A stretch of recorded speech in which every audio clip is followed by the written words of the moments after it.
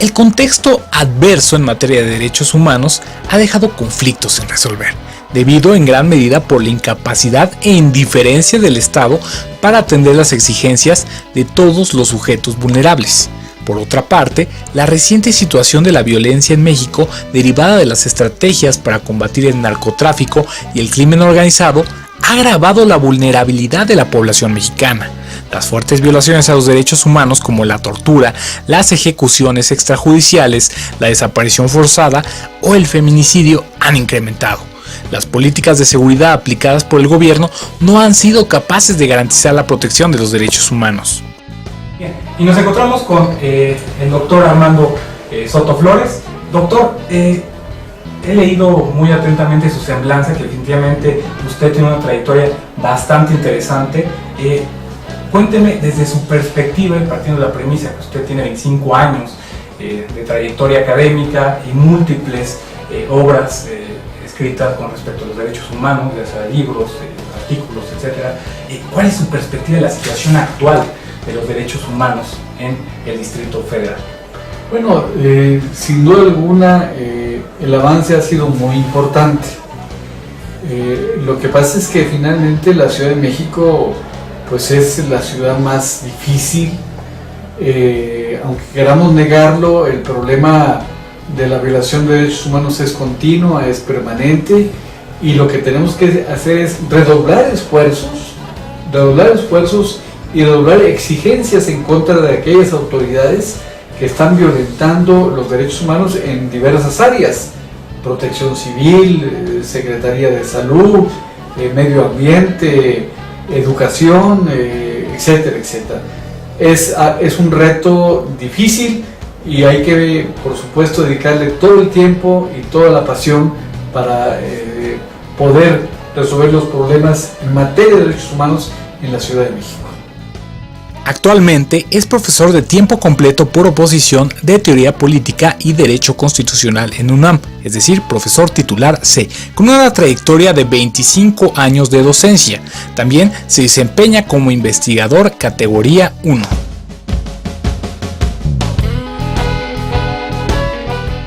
Con respecto a la reforma del 11 de junio de 2011, en la que el Estado se ha comprometido a proteger, promover y hacer efectivos todos los derechos humanos, se debe adoptar medidas legislativas y administrativas necesarias para asegurar la aplicación efectiva de los derechos y las libertades, proporcionar recursos eficaces a las personas que denuncian haber sido víctimas de una violación de los derechos humanos, realizar una investigación rápida e imparcial sobre las presuntas violaciones de derechos humanos, así como garantizar y apoyar la creación y el desarrollo de instituciones nacionales independientes encargadas de la promoción y protección de los derechos humanos. Doctor, en 2011 muchos celebramos las reformas que hubo en materia de derechos humanos. Al paso de los años hemos notado que tal vez Fernando Salle, cuando hablaba que la Constitución que no se aplica es una simple hoja de papel, pues no es tan falsa, en el sentido de que últimamente hemos visto noticias un tanto desconcertantes en materia de derechos humanos. ¿En qué sentido? Recientemente una indígena no pudo llegar a otro hospital, más que un hospital privado, dio a luz afuera porque no le quisieron atender. Hace 2 días la muerte de 2 presuntos narcomenudistas, que eran unos muchachos, eran unos jovencitos. Por otro lado, en las manifestaciones de los maestros se habla de posibles violaciones a derechos humanos. El caso de una mujer que iba a tener su bebé y llegó al hospital y no le permitieron, no la atendieron. Ahí sin duda alguna hay una total y rotunda violación de los derechos humanos, en donde los titulares de la Secretaría de Salud y el mismo gobernador del estado tienen que responder. ¿Qué me podría decir? ¿Cómo está la situación de las mujeres, el maltrato a las mujeres en el Distrito Federal? Específicamente la Procuraduría de Justicia del Distrito Federal comience a actuar para establecer precedentes cuando existe este tipo de violaciones. Porque sin duda alguna la mujer sigue siendo maltratada, sigue siendo discriminada, sigue siendo violada, sigue siendo golpeada incluso en su propio hogar. Y no he visto todavía una respuesta contundente, total y absoluta que fije un precedente para que se pueda resarcir el derecho humano violado por parte de una autoridad o incluso por parte de un particular. Por lo que respecta a las manifestaciones, esto es un punto muy debatido por parte de las autoridades locales, incluso de los propios asambleístas, porque existen en principio una postura súper radical en el sentido de que se reglamente y se multe a aquella persona que lleva a cabo una manifestación y cause incluso perjuicios a los comerciantes, sobre todo a los comerciantes, a la gente que va a su trabajo, porque se está interrumpiendo otro derecho que también es muy importante, que es el derecho de tránsito. Entonces aquí el problema es cuál puede ser la solución. Mi punto de vista es que se inicie, y tengo entendido que ya se inició, un gran debate en la Asamblea Legislativa, pero yo me iría no solamente a la Asamblea Legislativa, me iría a las propias delegaciones, me iría a las universidades para que den sus puntos de vista y pueda surgir finalmente un sistema que pueda regular inteligentemente, adecuadamente este tipo de manifestaciones.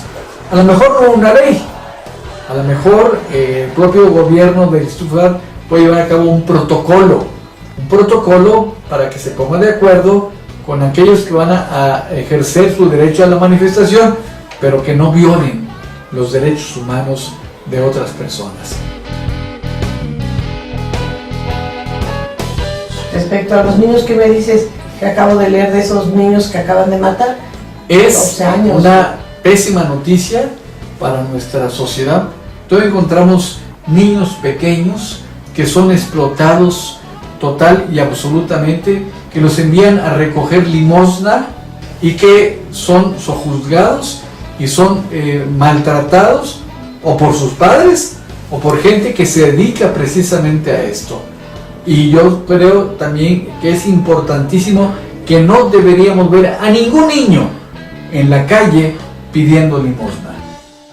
Entre los cargos que ha desempeñado ha sido el de Director General de Control de Procedimientos Administrativos y Consulta en la Procuraduría Federal de Protección al Medio Ambiente, Director del Área de Orientación y Quejas de la CNDH, así como Procurador de la Defensoría del Menor. También cuenta con una amplia carrera judicial. Estando yo como juez del ramo penal y civil en Ciudad Acuña, Coahuila, que es la frontera, me tocaba en ese momento con un psicólogo y con una profesora dictar resoluciones en torno a menores que hubieran cometido una falta, que no se hablaba que hubieran cometido un delito, sino una falta. Esta fue una magnífica experiencia porque promovimos la creación de un centro tutelar para menores. Logramos tener un centro de más de 50, 60 niños y jóvenes menores de 18 años que comenzaron a recibir educación, que comenzaron a estar bien alimentados, que comenzamos a buscar apoyos para que tuvieran ropa. Posteriormente, la esposa del gobernador del estado me pidió que elaborara un proyecto para crear una procuraduría de la defensa del menor para el estado de Coahuila.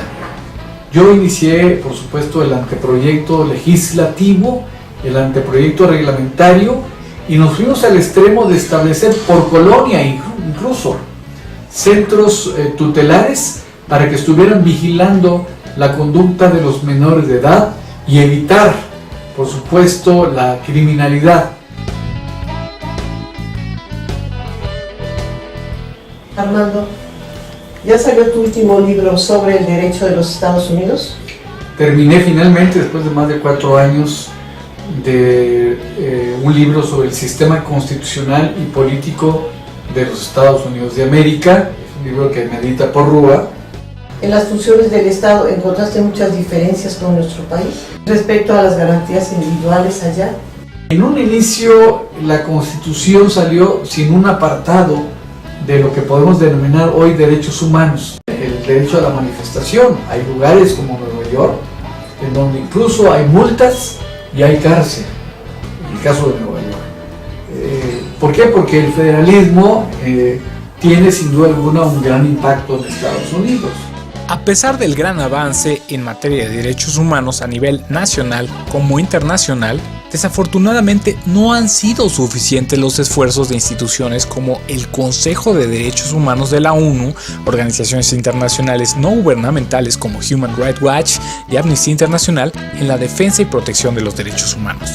Por ello, es menester que la exigencia por parte de los individuos venga acompañada de información, denuncia, crítica y de exigencia para que se cumplan las obligaciones que tiene el Estado en materia de derechos humanos.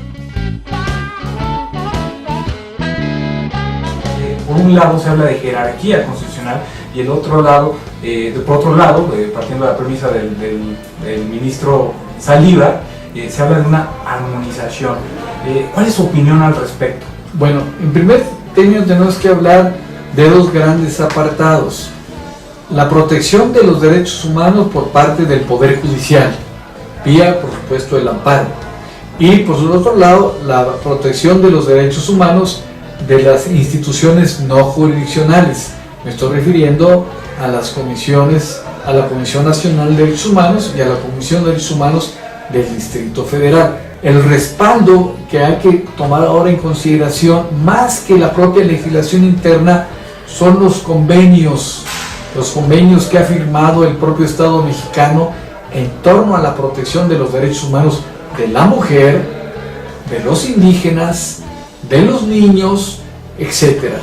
Ahí los convenios, que son un sinnúmero que la propia Organización de Naciones Unidas y la propia Organización de Estados Americanos ha resaltado, viene a radicalizar la postura del Poder Judicial. Para responder a estas situaciones, se debe conocer y dar visibilidad a las iniciativas en favor de la promoción y el respeto a los derechos humanos de la sociedad civil mexicana, a la situación de las personas defensoras de derechos humanos y los instrumentos y organismos nacionales e internacionales creados con el objetivo de proteger a la mujer, las personas homosexuales, bisexuales, transexuales e intersexuales, derechos laborales, de salud, de vivienda y de educación, así como defensa de la tierra, del territorio, recursos naturales y derechos colectivos y medioambientales. Yo creo que con su amplia trayectoria, tanto en la administración pública como en el Poder Judicial, no se diga en la CNDH, usted puede abrir un poco el panorama, decirnos qué podemos esperar a futuro en materia de derechos humanos. Usted nos platicaba al inicio de esta entrevista cuál es la situación actual. Hay que profundizar y que no quede en el aire las recomendaciones que dicte el presidente de la Comisión de Derechos Humanos del DF, que no quede en el aire. Aquí es muy importante que si el secretario de Seguridad Pública, el delegado de Coyoacán o el delegado de Milpalta cometió violaciones a los derechos humanos, yo creo que aquí es importante dos cosas. Uno, que acuda a la Asamblea Legislativa ante una recomendación que no quiera cumplir, y para que explique su motivo por el cual cometió esa violación a los derechos humanos y por qué no quiere cumplir. Ese es uno. Dos, que el presidente de la Comisión de Derechos Humanos tiene que acudir al Ministerio Público y darle vista para que el Ministerio Público inicie una averiguación en contra de esa autoridad que cometió faltas a los derechos humanos y que incluso cometió en su caso un delito. Tres, establecer un mecanismo de reparación y de protección de los derechos humanos que sufrió un niño, una niña, una mujer, un hombre desvalido, un hombre que no puede caminar, etcétera, etcétera. Yo creo que ahí es el otro punto importante. No basta con hacer una recomendación. No se termina el problema con la recomendación.